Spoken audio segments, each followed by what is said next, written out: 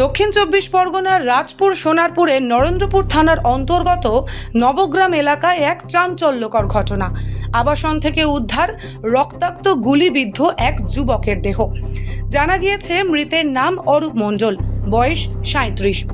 দেহ উদ্ধারই শুধু নয়, ওই ঘটনাস্থল থেকে উদ্ধার করা হয়েছে 2টি আগ্নেয়াস্ত্র ও 6 রাউন্ড গুলি। পুলিশ সূত্র মারফত খবর, ওই ফ্ল্যাটে একাই থাকতেন অরূপ।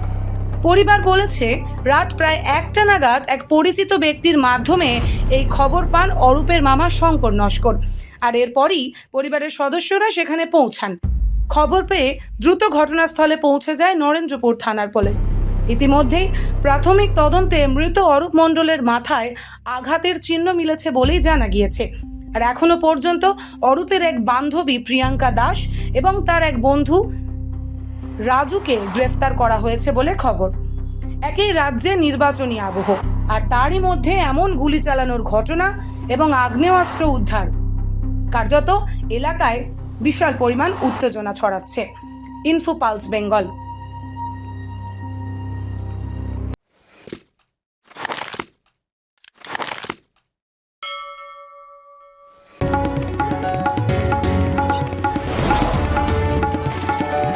আপনারা দেখছেন ইনফো পালস বেঙ্গল, সত্যের স্পন্দন, বাংলার কণ্ঠ।